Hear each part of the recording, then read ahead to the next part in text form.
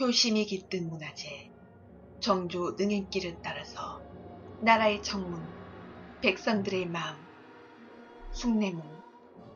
숭례문은 대한민국 국보 1호로 대한민국 국민이라면 누구나 알고 있는 한양의 정문이자 대한민국의 중심부로 가는 관문이다. 태조 7년인 1398년에 완공되었다. 조선에서 가장 큰 문이었기 때문에 과거 한양 사람들에게는 자부심의 대상이었으며 지방 사람들은 이 문을 한 번이라도 보면 큰 자랑거리인 양 떠들어대기도 했다. 그만큼 과거부터 중요한 문화재이자 성문으로 생각했기 때문에 여러 번 중수를 거치게 된다. 특히 세종 29년인 1447년에는 신작이라는 표현이 어울릴 정도의 대규모 중수를 거치게 된다. 임진왜란과 6.25 전쟁의 화마도 숭례문을 비켜갔지만 엉뚱하게도 2008년 방화 사건으로 소실되었다. 소실되기 전까지 서울에 남아있는 목조 건물 중 가장 오랜 건물로 그 위용을 떨쳤었다. 다행히 2013년에 재건축되어 지금은 그 웅장한 모습을 다시 볼 수 있다. 숭례문은 익히 알고 있다시피 서울 4대문의 하나로 이니 예지의 유교 사상 중 예를 반영한 문이다. 동대문은 흥인지문, 서대문은 돈이문, 북대문은 숙정문, 마지막으로 남대문을 숭례문으로 불렀다. 이 중 서대문은 일제강점기에 철거되어 지금은 찾아볼 수 없다.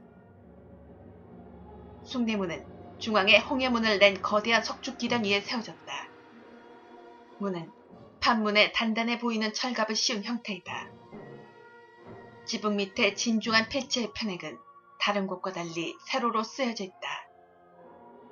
이는 숭례의 두 글자가 불꽃을 의미하여 경복궁을 마주보는 관악산의 화산에 대하는 것이기 때문이라고 한다.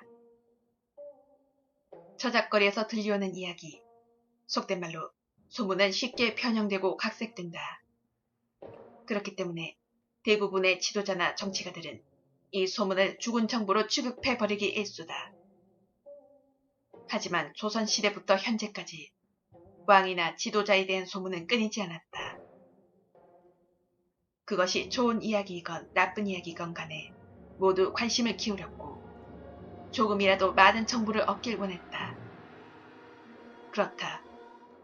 소문이 모여 민심이 되는 것이고 여론이 되는 것이다.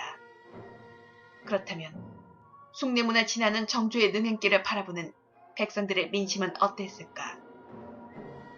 상상해보자. 사도 세자에 대한 이야기는 이미 퍼질 대로 퍼져 있었을 것이다.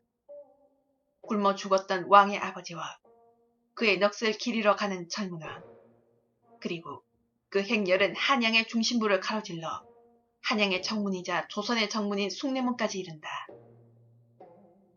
수많은 백성들이 좌우로 늘어서서 조용하지만 위험 있는 추모 행렬을 지켜보았을 것이다.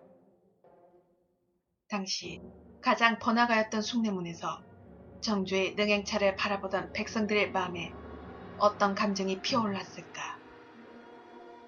아버지가 굶어 죽는 모습을 바라봐야만 했던 젊은 왕에 대한 안타까움, 효를 행하는 왕에 대한 존경, 그것이 어떤 것이었든, 그리고 정조가 의도했든 의도하지 않았든 정조의 능행길은 백성들이 섣불리 다가가기 힘든 왕에게 마음을 여는 계기가 되었을 것이고 정조 또한 한층 더 민심에 다가갈 수 있는 계기가 되었을 것이다.